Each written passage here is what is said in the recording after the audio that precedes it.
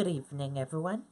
I'm Riley King, and welcome to the Riley King Newscast right here on the Riley King Network. Let's begin. First up, woman accused of driving onto baseball field, killing man, ordered, held on bail.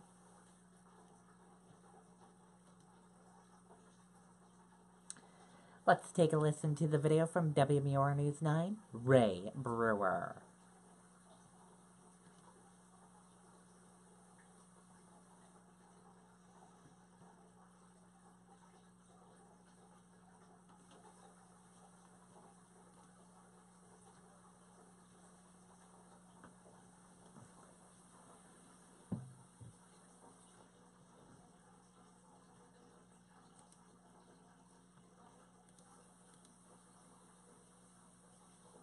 Looks like we're having a little technical difficulties with the video. Sorry about that.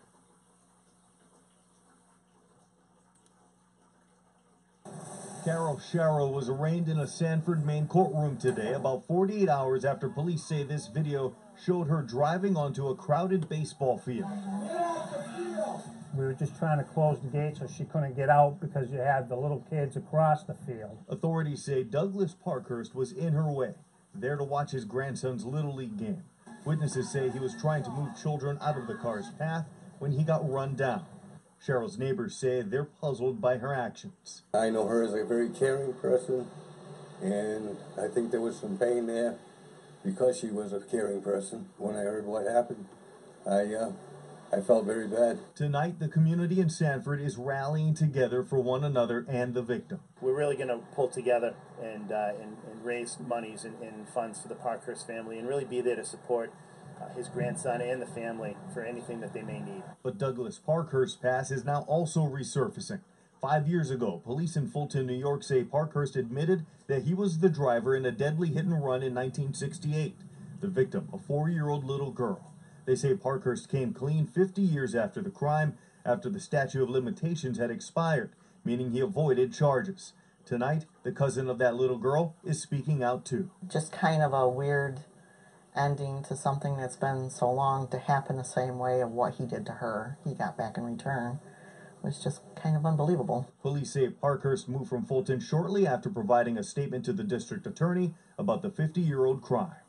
Now, as we mentioned, Cheryl has a prior drunken driving conviction here in New Hampshire. She pleaded guilty in connection to a 2002 single car crash in Portsmouth. Police have not said that alcohol was a factor in the main crash. Live in studio, Mike Cherry, WMUR News 9.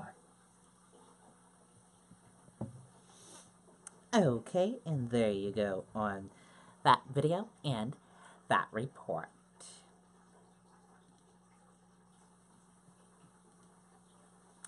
Five hurt when pickup truck slams into car rental agency.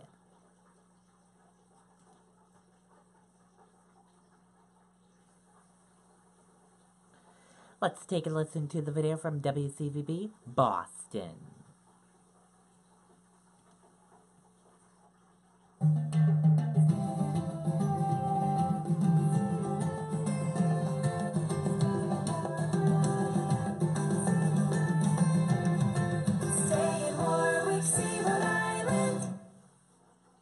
Right now out of Quincy. Look at this, a pickup truck slamming into a Hertz car rental building. That is South Street. We know tonight that a customer in that building was struck. They were taken to the hospital with what appear to be non-life-threatening injuries. 4 other people are being evaluated on scene right now. According to police, the 53-year-old driver was arrested for OUI, operating to endanger, and speeding. Okay, and there you go on that video and that report.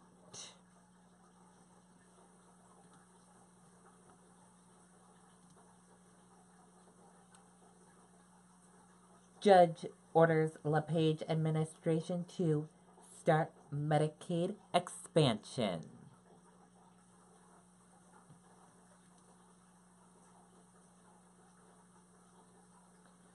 Let's take a listen to the video from WMTW News 8 Maine. Modern Pest phrase of the day is pop quiz. Tell me everything you know about spiders. There are thousands of different types of spiders found worldwide, but only a handful. To learn more, visit our pest library online at modernpest.com. A big victory for the activists who've been fighting to expand Medicaid, also known as Main Care here. It's been going on for years. It's a big win for them today.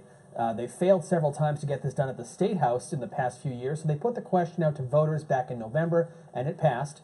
Since then, the LePage administration has been stalling, citing a lack of funding from the legislature. An April deadline came and went, and that's why the fight ended up in court. Activists sued DHHS, and a judge heard arguments a week and a half ago. Now, that judge has ruled the administration must submit what's called a state plan by next Monday. An estimated 70,000 Mainers will be eligible for expanded Medicaid coverage in the coming months, probably in July. Now the question is, what happens next? The governor has been a fierce opponent of expanding Medicaid here in Maine. Today's ruling does not change the fact that he says his administration needs the legislature to okay the money to fund the expansion. We're still waiting for a reaction from the LePage administration tonight. I'm Paul Merrill, WMTW News 8. Okay, and there you go on that video and that report.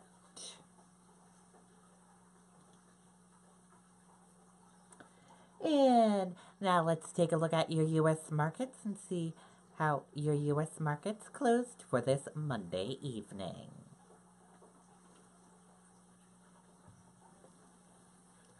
And here is a look at your U.S. markets.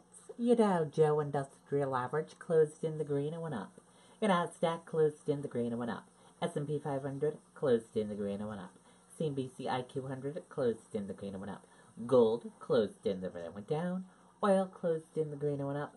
U.S. 10-year closed flat. Euro/USD closed in the red and went down. And VIX closed in the red and went down.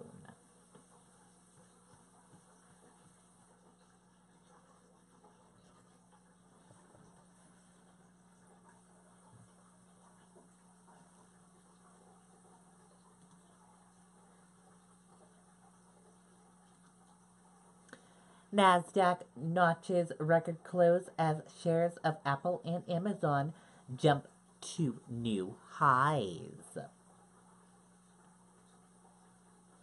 The Nasdaq posted a record close on Monday, led by shares of Apple and Amazon.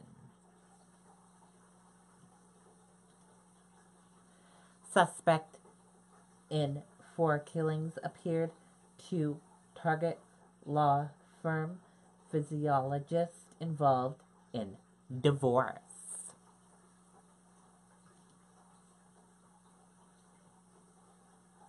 Let's take a listen to the video from ABC News. Uh-oh, you need a new phone, and you deserve it on the best network, Verizon. Plus, right now you can get a great deal. Oh, we're going? Sure. Not my thing. Now's the time. Get up to 50% off our best phones, like the Samsung Galaxy S9 and Google Pixel 2. Plus, get the best unlimited starting at $40 per line for 4 lines, because unlimited is only as good as the network it's on. You are all aware of the recent investigations into homicides that occurred in both Phoenix and Scottsdale cities.